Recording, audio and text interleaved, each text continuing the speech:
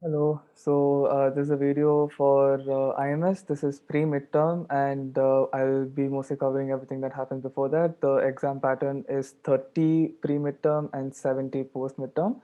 So post-midterm, I don't know how I'm going to cover. Hopefully, I do because they're all factually based, and I really hope that everybody goes through the slides that sir has given because there's honestly not much conceptually based that I'll be teaching over there. Yeah, I'll just get started with the pre-midterm thing. So in pre-midterm, we had already seen, yes, I know there are a lot of tabs. I have an issue with FOMO. I'm working on it. So, so we saw that in pre-midterm that there was from information revolution to critical theory postmodernism that we all saw. And I'll just be covering each with one slide because, it's just coming for 30%.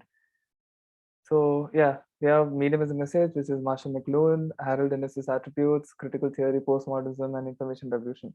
And what he'll probably be asking most is Harold Innes's attributes. Again, that is something that is better if you go through it, revise again. I'll try to cover as much as I can.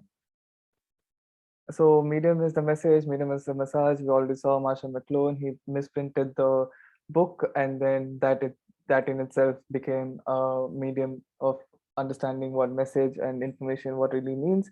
Harold Innes's attributes. What happened? He gave some 9 attributes, and then he started telling these are the kinds of hierarchies of how information is being disseminated. So you have accessibility, or there are 8 attributes. Sorry. So you have accessibility, privacy, fidelity, volume, velocity, range, persistence, and searchability. Most of which today what we're looking at is accessibility as in today's outlook in terms of information. One is accessibility, and the other is privacy.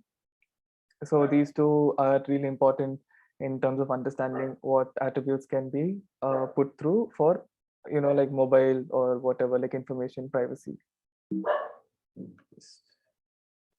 Yeah. Okay. So critical theory, we saw that there are two things in critical theory. One was Gramsci's hegemony theory. Gramsci was talking about how there is enough power. If someone has enough power in society, that you'll be able to manipulate the other people who don't have power to think that, what, we are both on a level playing field, and that is not true anywhere. So that the person telling you that is the hegemonic person, and then those believing in it will be getting into an hegemonic culture. So this is what he thought that in when he was sitting in jail and wrote those books. And Adorno, Horkheimer are two critical theorists who did not like anything, literally anything that was mass culture. You can equate this to this thing called the snob effect in economics, where there are two things, like bandwagon effect and the snob effect. So bandwagon effect is when everybody gets onto the trend. For example, right now if we take reels, if someone is doing reels or TikTok or whatever, you're saying there are these trends that are getting in. I don't want to be a part of it. And if you say that I don't want to be a part of it, then you are getting into Adorno's critical theory right there. That because they don't want to get into a cultural industry. They're saying it's being manipulated, and you don't know you're being manipulated. That is one. And postmodernism is, I can give you like a good example that we wrote in the midterm exam itself. In the exam, we had a question regarding our prime minister and the jacket he was wearing. Now it's called the Modi jacket, right?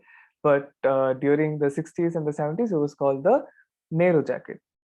Okay, there's a sense of rebranding that's happening right now. Even Bella Ciao that I was talking about in critical theory last time, I'm bringing it here because it's a much better example of postmodernism.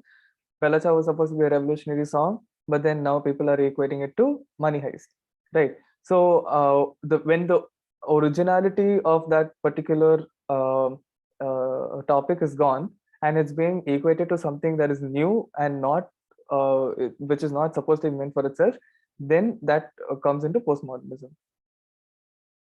And information revolution, we had around 6 information revolution. The first one was a written word that was by the Phoenicians, technically. And then came print that came like 6,000 years later. That was by the Gutenberg Bible. The printing press came around then, and mass media like 400 years later. That was in the 19th century, late 19th century, early 20th century. That was when newspapers started coming out and giving out mass information, and there was telegram and all that stuff. Then this information, just basic information, became too mundane, so they wanted entertainment out of it. So the radio started putting out songs. That became entertainment on its own. And after that, again, these kind of entertainment was only in, like I spoke about the Nickelodeon and Information Revolution, where all of them had to convene into a certain place, like the theater or a Nickelodeon, and then only they could consume this entertainment. But later on, that entertainment started coming to your own home. So that was the fifth revolution, where your own house started becoming the tool shed of information tool shed. So you had the telephone in your house, the TV in your house, the radio in the house. You don't need to go to a certain place for you to consume this information.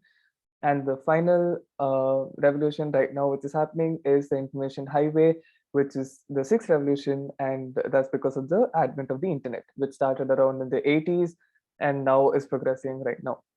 So, I don't need to tell you anything about the internet. You know how much that it has changed, so much so that, we are now digressing into a culture of segregating either which is the right information, which is the wrong information. Now they're saying information has perspective.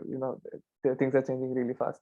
So this is what we learned in pre-midterm, and I'll be coming to post-midterm. It is not over yet. There's much more to learn.